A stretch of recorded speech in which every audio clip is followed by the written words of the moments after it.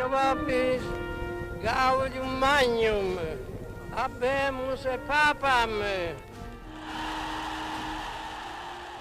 Quienes lo eligieron papa esperaban un pontificado tranquilo. Pero Juan XXIII puso en marcha la mayor revolución de los tiempos modernos en la Iglesia Católica. Gaudet Mater Ecclesia, Pepe Fide Macili, che mammudum in quotidiano veunde apostolico ministerio comparibus. El Concilio Vaticano II.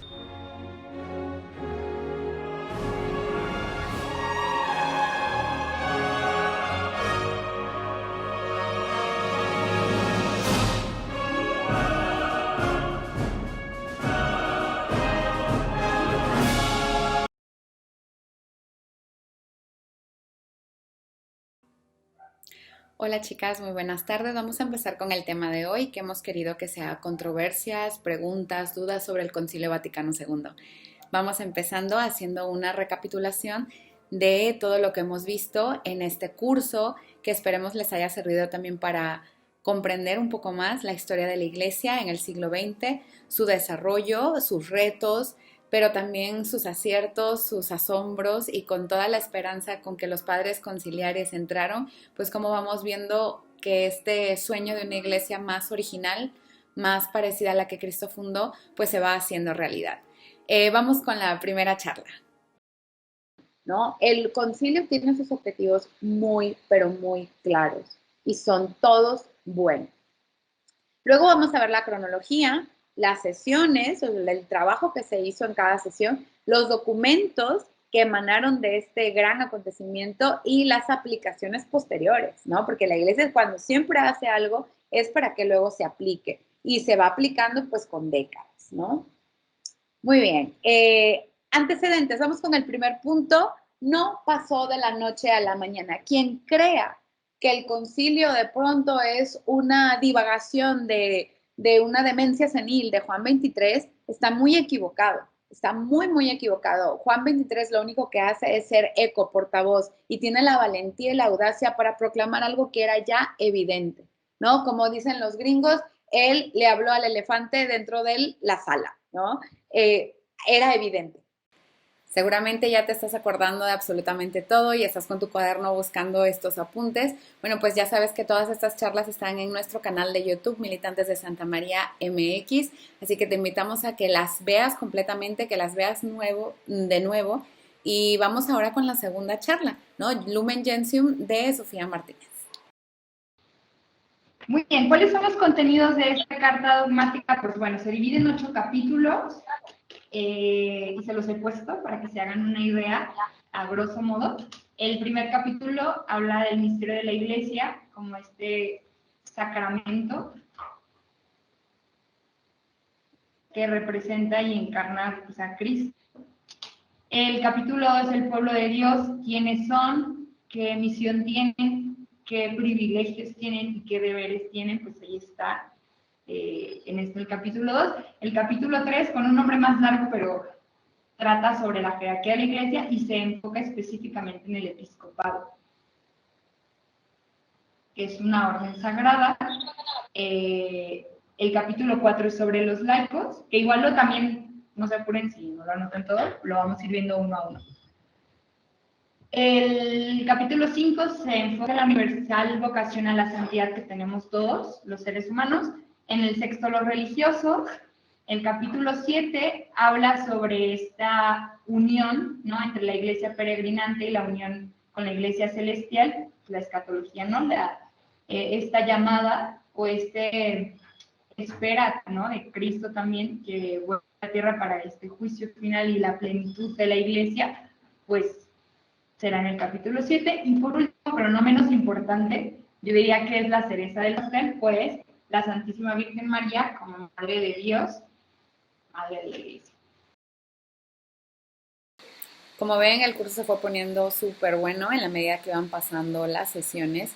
Luego tuvimos las otras 3 constituciones dogmáticas, Sacrosantum Concilium, que nos la explicó Zaira, la Dei Verbum, que nos la explicó Tere, y la Gaudium et Spes, que nos la explicó Mari Carmen. Y finalmente, pues tuvimos otra sesión conmigo para recopilar los otros documentos y las otras decretos y declaraciones que tuvo el concilio. Bueno, pues en este punto ya puedes seguramente haber visto algunas de las páginas de tu cuaderno y yo te invito a que espontáneamente, ¿no?, la que está dirigiendo esta charla le ponga pausa a este video y entre todas puedan, pues no sé, decir unas 3, 4 cosas como muy relevantes que les queda de todos estos temas que hemos recibido sobre el concilio. Así que adelante, 3, 4 cosas que recuerden que hayan aprendido en este curso del Concilio Vaticano II.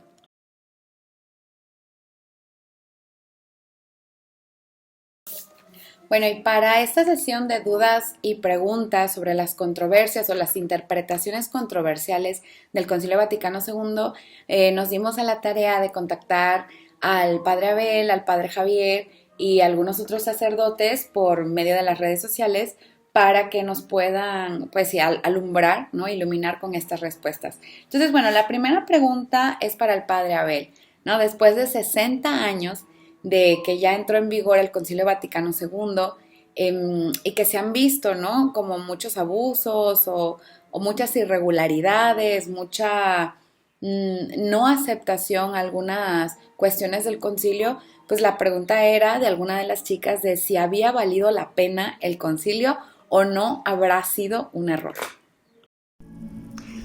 Hola Padre Abel, gracias por estar con las militantes de Santa María en este sábado de formación y bueno, ya vamos terminando el curso del Concilio Vaticano II y usted nos ayudó en la introducción para ver pues si era necesario el concilio y muchísimas gracias por estar con nosotros de nuevo. Y bueno, le tenemos una pregunta que las chicas nos han formulado. Ya después de 60 años de haber clausurado el concilio, la evaluación, ese acercamiento que se quiso lograr, esa, pues sí, como pues traducción, ¿no?, al mundo contemporáneo, al lenguaje contemporáneo, el eliminar las barreras de la liturgia y de esos como accesorios tan ornamentosos de la liturgia, después de 60 años, ¿cómo lo vemos, ¿no? Hay quienes piensan que le quitó lo místico al misterio, que le quitó la unción a la liturgia y que quizás fue negativa, ¿no? Pero ¿cuál sería como la evaluación después de 60 años? ¿Se logró ese acercamiento? La pregunta yo creo que está mal planteada porque no podemos hacer una evaluación de algo que está iniciando. Y quizá digan, ¿cómo? Es que 60 años ya son muchos, yo apenas tengo 20 o 22 o 20 o 15. Sí, el tiempo es relativo. Y especialmente los cambios, las transformaciones dentro de la iglesia duran siglos. Esto quizá a nosotros, ciertamente no nos va a tocar a nosotros ver los resultados. Podemos ver algunos. Y sí, y en ese sentido tiene sentido la pregunta. Pero ya yo podría anticiparla como respuesta, claro que era necesario, era muy necesario. Solo que volvemos otra vez sí. No podemos quedarnos en la superficie. El Concilio Vaticano II no pretendía cambiar la liturgia como único objetivo. El objetivo del Concilio Vaticano era mucho más profundo. Era un ayornamiento, no lo olvidemos, un actualizar, poner al día a la iglesia en su identidad y en su misión evangelizadora. Claro que la liturgia es parte de esa identidad y de esa misión evangelizadora, pero es un aspecto. Pero vamos quedándonos solo ahora en la pregunta con este aspecto. Se mencionó en la pregunta el misticismo, es cierto, pero no olvidemos, y hoy estamos celebrando la fiesta de la Encarnación. La Encarnación lleva consecuencias de eso, de encarnarse. Y entonces, la Santa Misa no es una cosa totalmente angelical. No, recordemos la última cena Y recordemos la cena, la Eucaristía en sus primeros siglos, todo el primer milenio. Entonces, o sea, si nosotros, aquí es un punto importante, porque el negar aspectos que son consecuencia de la encarnación, nos lleva al peligro de, pues, negar la encarnación. O sea, Cristo, al anonadarse, al hacerse el último de todos, corrió el riesgo de los que muchos ahora se escandalizan, dicen, ¿cómo es posible que un fragmento, pongo solo un ejemplo, un fragmento de la Eucaristía caiga al piso? Eso es claro que debemos tratar de evitarlo, pero a la encarnación, Cristo, al asumir la encarnación, se arriesgó y aceptó muchísimas cosas, la profanación, las profanaciones, ¿sí? Ahora, la liturgia de la Iglesia ha sido siempre la celebración del misterio de la muerte y resurrección de Cristo, pero precisamente con todas sus consecuencias, precisamente el de que sea algo que viva el pueblo, porque el pueblo está celebrando con Cristo, no es algo a lo que el pueblo asiste como un espectador de una liturgia celestial, no. Eso no es la Santa Misa. Eso puede ser un aspecto, sí. Por muchos lo llaman el cielo en la tierra. Bueno, sí, pero es en la tierra.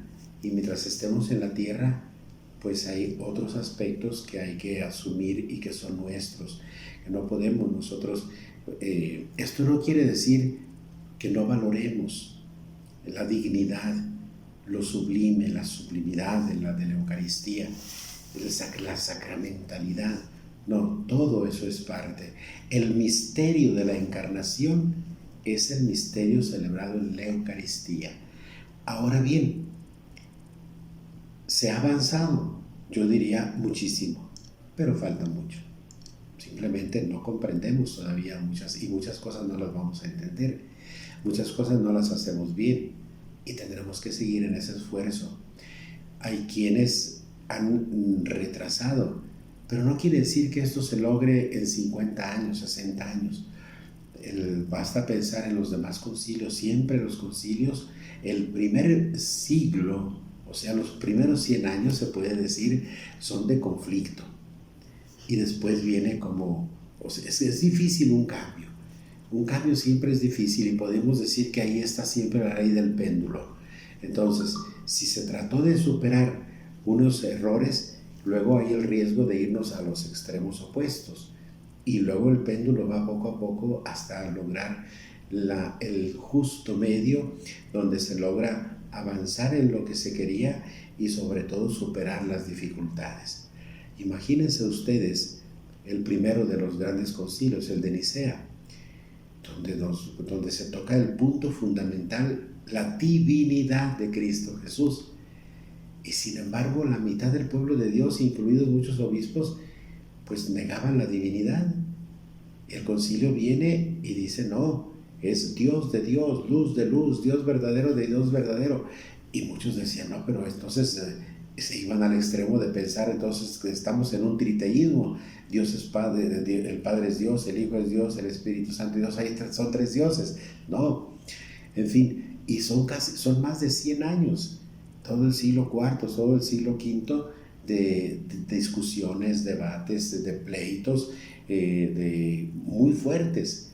No son como los nuestros ahora, de que bueno, pues son cosas no tan fuertes como lo fueron las grandes excomuniones que había contra los arrianos, los semiarrianos y todo, y son casi 100 años de discusiones. Y así podríamos decir de los grandes concilios. El Concilio Vaticano II, que no tocó un solo dogma, sino más bien toda la identidad y la misión de la Iglesia, tiene también muchas cosas difíciles que se tienen que seguir asimilando. El problema fundamental, y lo estamos viviendo sí también como errores, como extremos, es cómo lograr la actualización o el ayornamiento sin perder, o sea, sin que eso se convierta en una infidelidad o un rompimiento con la tradición. La tradición, o sea, es algo que la iglesia debe conservar, pero en lo esencial, no en las cosas que son propias de una cultura o lo accesorio que se puede quitar. Entonces, sí es cierto que hay abusos, y hay abusos en los dos extremos.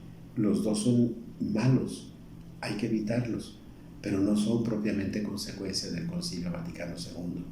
Cuando leemos bien, estudiamos bien los documentos, nos damos cuenta de que ese retorno a las fuentes no es para permitir excesos y mucho menos para perder la esencia de la Eucaristía, de la vivencia del pueblo de Dios. No olvidemos que es un concilio más que nada eclesiológico, es volver a la identidad de la iglesia, quién es la iglesia, cómo es la iglesia que Cristo quiso. Entonces bastaría pensar en un solo punto. La Eucaristía la celebra Cristo, sí, pero como cabeza, y todos somos su cuerpo, no somos espectadores, celebramos todos la Eucaristía, participamos, y esto muchos no lo aceptan. ¿Por qué una mujer se tiene que subir a proclamar la palabra de Dios? Pues pongo un ejemplo, habría tantos más, ¿no? Pero ¿por qué? Porque pues, que es miembro del pueblo de Dios, pero es mujer. Pues el pueblo de Dios tiene, el cuerpo místico de Cristo tiene distintos miembros, y no todos tienen que ser ojo, no todos tienen que ser cabeza, no, hay todo, y todo el pueblo está celebrando. Hay excesos, hay errores, y debemos tratar de evitarlos. Esa es la consigna. No están avalados de ninguna manera por el Concilio Vaticano II.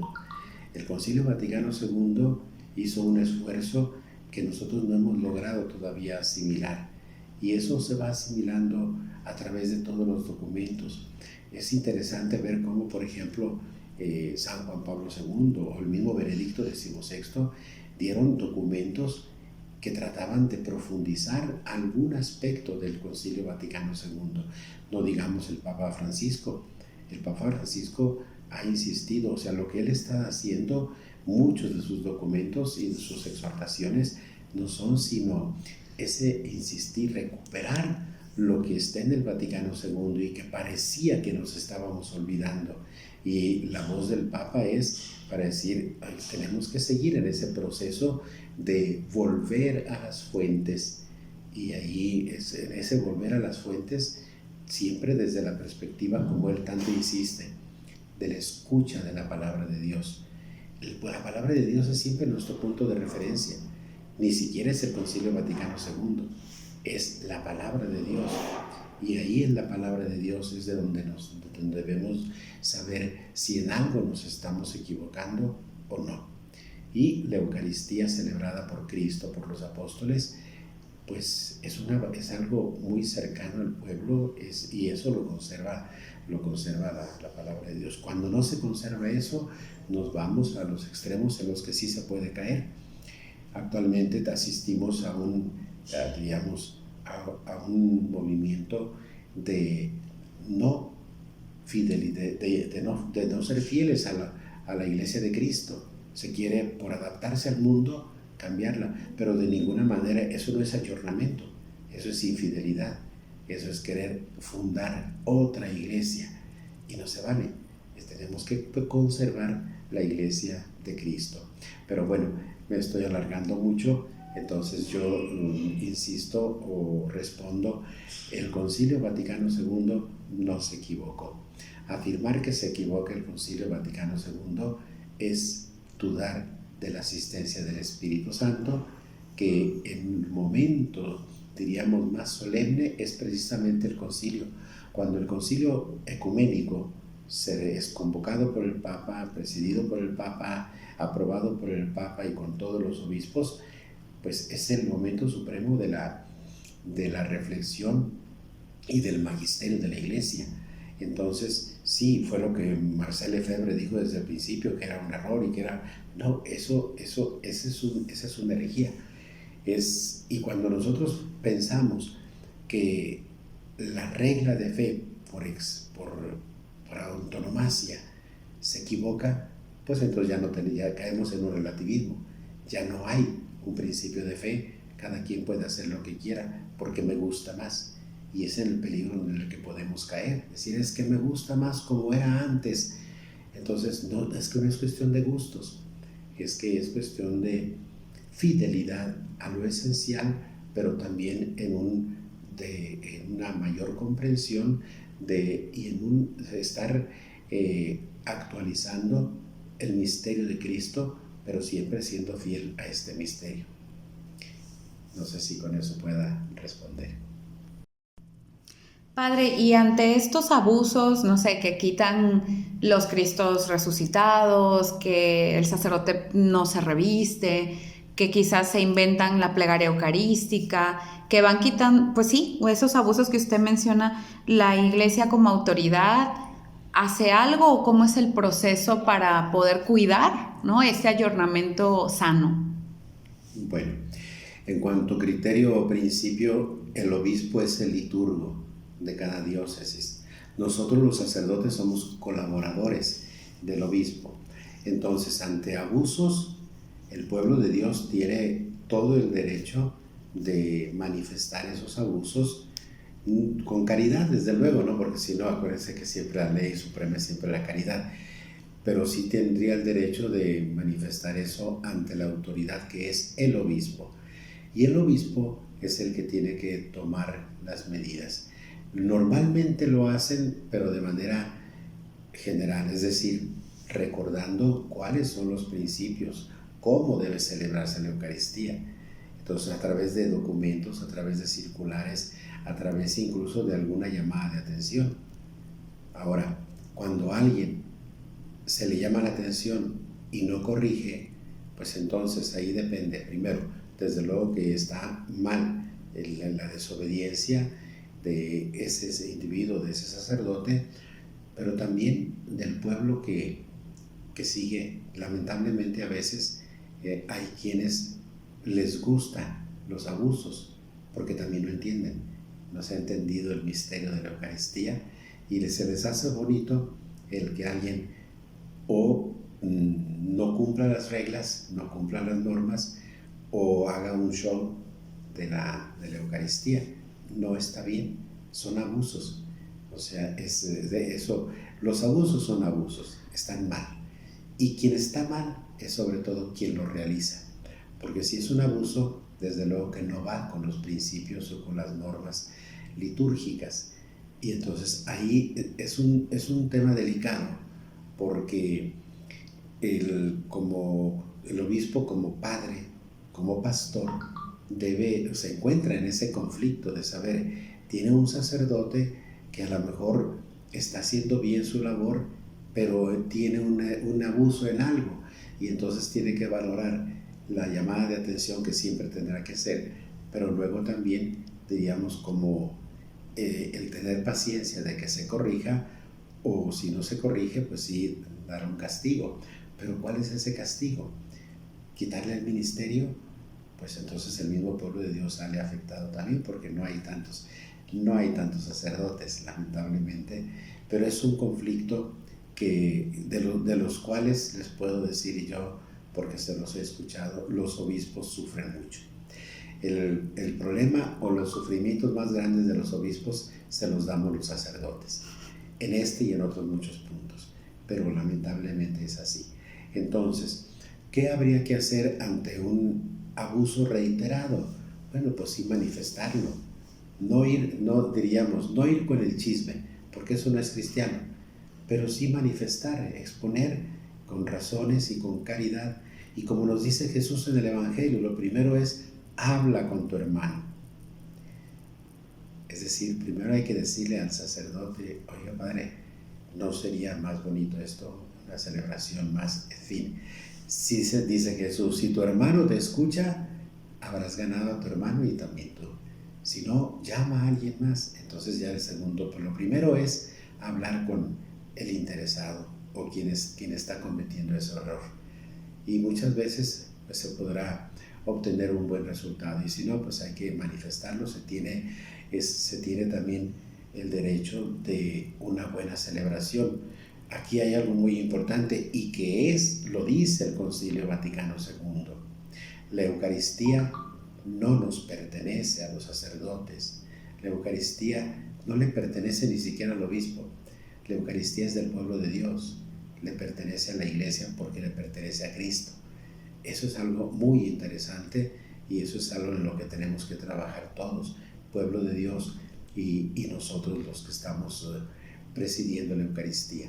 No tenemos derecho, y eso nos lo dice mucho el Concilio Vaticano II y el Papa Francisco también. O sea, no tenemos derecho a hacer la Eucaristía como se nos antoje. Ahora bien, el pensar que antes no había abusos es una ingenuidad, porque los abusos se dan no por la forma de celebrar antes o después, sino porque el sacerdote no ha comprendido. Acuérdense, incluso muchos de los milagros eucarísticos se daban precisamente porque algunos sacerdotes no celebraban sin fe en el rito antiguo o en el anterior todavía. O sea, los abusos dependen de la falta de fe. Eso es fuerte, se oye fuerte, pero es verdad. Cuando hay fe, cuando se celebra con fe, entonces pues hacemos lo esencial de la Eucaristía, con respeto, con dignidad, con lo mejor que se puede. Entonces, por de ahí que es muy necesario, sí, buscar, corregir, pero también orar para que nosotros los sacerdotes pues nunca celebremos sin fe. Al contrario, que nosotros crezcamos en la fe y teniendo fe, pues entonces celebramos el misterio. Gracias, Padre.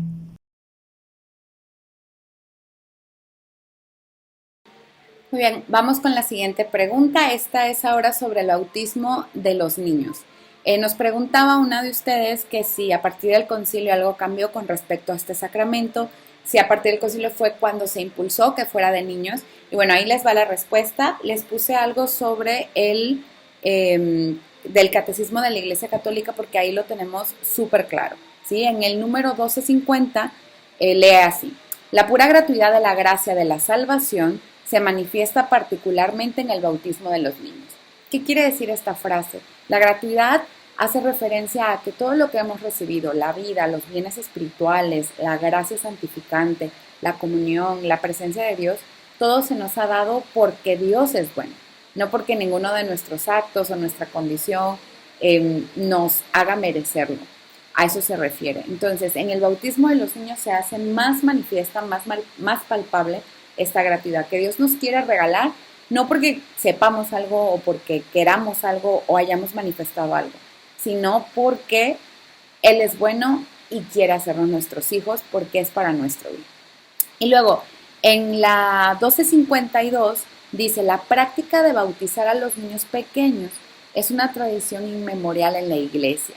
De hecho, nos va a citar en Hechos 16, 15, 33 y luego 18, versículo 8, nos va a citar que familias enteras se convertían al cristianismo y recibían el bautismo. Bueno, pues si esa familia entera tenía bebés, también los bebés con toda su familia se incorporaban al cristianismo. Estamos hablando del siglo I, o sea, la iglesia primitiva.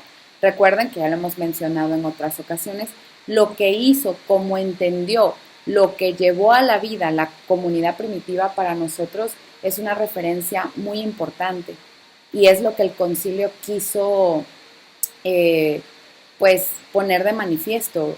Queremos volver al origen, ¿no? En un momento en temas del idioma nos unificamos porque el latín era el idioma universal, ¿no? Como hoy sería el inglés. Pero realmente la primera misa, la última cena en el cenáculo, pues fue en arameo, ¿no? Fue en el idioma vernáculo. El bautismo de los niños, ¿cómo fue para la primera comunidad? Esa primera comunidad que estaba movida totalmente por el Espíritu Santo y que entendía de una forma muy especial, muy asistida por el Espíritu Santo, todo lo que la revelación le había dado, ¿no? Ellos habían tenido contacto con Jesús y entendían y tenían una asistencia, un sensus fidei muchísimo más agudo porque la fe y la vivencia de la fe se estaba formando. Entonces, el bautismo de los niños se daba desde hace muchísimos siglos, incluso dentro de la misma comunidad primitiva ya se daba. ¿Qué quiere hacer el concilio? Pues si en algo toca el tema es volver, ¿no? Volver, quitar los accesorios culturales, los accesorios sociológicos que a lo mejor a lo largo de la trayectoria que ha pasado la iglesia, pues se le ha ido pegando, ¿no? Sabemos que a lo largo de siglos se ha ido enfrentando a muchos enemigos y de pronto la iglesia se acostumbra a reaccionar, ¿no? Por ejemplo, en la Edad Media, pues contra el luteranismo, ¿no? Contra el luteranismo, es decir, todos protestantes, y la iglesia se puso muy antiprotestante. Entonces, lo que huele a protestante, lo que se ve como protestante, lo que se siente como protestante, lo rechazaban, pero con un tema o con una intención muy catequética, ¿no? Decir, a ver, distingue, no te confundas. Hoy por hoy no es un problema tan urgente, ¿no? Ya nos queda claro este tema de la libertad religiosa, de la verdadera fe, y lo que el Concilio Vaticano hace en temas, por ejemplo, de bautismo, pues es decir, si tú te conviertes de grande, hay todo un proceso de catecumenado para ti. Pero si tus papás nacen en la fe y te quieren dar una fe y te quieren dar esa gracia, porque Dios te la quiere dar, no hay ningún problema. Muy bien, la siguiente pregunta se la hice al padre Manuel Alejandro, que es el padre jovencito de aquí de Nuestra Señora de la Paz, y fue: ¿a la Virgen María siempre se le ha dado el lugar de reconocimiento e importancia que tiene actualmente, o es algo que es consecuencia del Concilio Vaticano II? Bueno, la respuesta que él decía es que la devoción a la Virgen María se hunde profundamente y hunde sus raíces profundamente en la Sagrada Escritura. Entonces, desde que el ángel Gabriel bajó y pronunció esas palabras tan bonitas sobre ella, y luego cuando Isabel, movida por el Espíritu Santo, la recibe y la ensalza, ¿no? Bendita tú entre las mujeres y bendito el fruto de tu vientre, pues en ese momento, ¿no? También la Virgen, movida por el Espíritu Santo, va a proclamar que ella será bendecida por todas las generaciones que están por venir, pues se rubrica, ¿no? Que ya la Iglesia debe de tener esa especial devoción a la Virgen María. Desde el siglo I, ya Juan se la llevó a su casa. En el siglo II ya tenemos esa oración tan bonita de bajo tu amparo nos acogemos. Y bueno, pues no sería a partir del Concilio de Éfeso, que en el 431 la proclama como Madre de Dios. Entonces todos los papas a partir del primero, ¿no? Le han tenido un cariño y una devoción muy especial. El concilio, como volvemos a repetir, lo único que hace es volver a los orígenes, reivindicar lo que si acaso en algún tema se había desviado, para limpiarlo, para volverlo más puro en su intención y en su forma. Entonces, bueno, la devoción a la Virgen María ha acompañado al pueblo cristiano desde siempre, es una de sus características. Y bueno, ya para cerrar con broche de oro, la última pregunta es sobre una de las más dolorosas, malas interpretaciones del Concilio Vaticano II. Ya vimos que la palabra ayornamiento significaba poner al día, que la Iglesia se volviera a redefinir en su identidad y en todas sus prácticas, rituales y formas. Una de las experiencias dentro de la Iglesia Católica es la vida consagrada. Y desgraciadamente coincidió que en los años 60 y posterior al concilio, pues la tasa de deserción, es decir, los sacerdotes que dejaban el ministerio, creció de una manera impresionante, ¿no? También vemos otro fenómeno sobre las órdenes religiosas. Muchas religiosas se quitan el hábito, muchas personas con ese afán de acercarse al mundo se vuelven obreros, ¿no? Se olvidan de como esa vida espiritual, mística, que les caracterizaría, ¿no? La vida consagrada de unión con Dios de una manera en estado de perfección. Y bueno, pues la pregunta sería eso: ese movimiento que vemos de deserción, de secularización, de infidelidad, como nos decía el padre Abel, en todos los aspectos, ¿se debe al Concilio Vaticano II? O sea, las religiosas se quitaron el hábito, los sacerdotes se volvieron obreros, dejaron su sacerdocio y se fueron con cualquier mujer, precisamente por el Concilio Vaticano II, ¿o cuál sería la relación? Son varios los factores que influyeron en la respuesta al Concilio Vaticano II, lo que se llama el posconcilio, que provocaron una profunda secularización en la Iglesia, tanto, evidentemente, como sabemos, abandono en la vida religiosa, como práctica de los fieles. Es un análisis muy profundo el que habría que hacer. El Concilio Vaticano II lo convoca Juan XXIII y la idea, esto es en torno al año 1959, la idea que tenía el Papa era en italiano se decía el aggiornamiento, es como la actualización o poner al día la Iglesia, porque el mundo estaba cambiando mucho, había muchos avances tecnológicos, muchos avances científicos, había un secularismo en el sentido de que el mundo tenía mucho peso y las estructuras tenían que irse acomodando al ritmo tan vertiginoso. Entonces la Iglesia también se vio, digamos, invitada, animada a ponerse al día. Había que hacerlo, el riesgo era evidentemente alto y había temas muy delicados. Hasta qué punto la Iglesia debe de acomodarse al mundo. Estamos en el mundo, pero no somos del mundo. Ciertamente tachaban a la Iglesia, la criticaban de que era como tenía una estructura muy, muy anticuada y tenía que actualizarse de algún modo. Hay varios documentos del concilio, la Gaudium et Spes habla justamente de eso, de cómo la Iglesia está en el mundo, forma parte del mundo, tiene que iluminar el mundo y cómo es parte de la preocupación de la Iglesia, no somos cosas divididas. Ese documento pues llama a la actualización, al acercarse más a las realidades del mundo, a la población, a cada ser humano. Y luego también hay documentos como por ejemplo el documento acerca de la liturgia, que también hace cambios muy profundos, como por ejemplo la misa tridentina, que es en latín y de espaldas al pueblo, entonces eso cambia y la misa se empieza a hacer de cara al pueblo, el sacerdote está de cara al pueblo, ya no está de espaldas y ya no se hace en latín, sino que se hace en las lenguas pues de cada región. Estos elementos, esta llamada a actualizarse, hubo una tendencia buena, positiva, adecuada, en la que se supo bien hacer esa adaptación, y otra parte de la Iglesia que, digamos, se fue un poco al extremo, también influenciado por la corriente marxista, comunista, de lo social, o más bien del socialismo.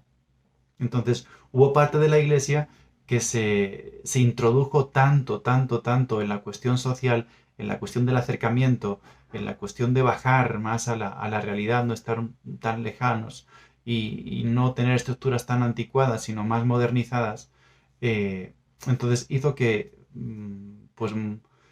muchos, sí, bastantes miembros de la Iglesia al final terminasen por confundir y quedasen tan mezclados con el mundo que se secularizaron, dejaron de ser parte de la Iglesia.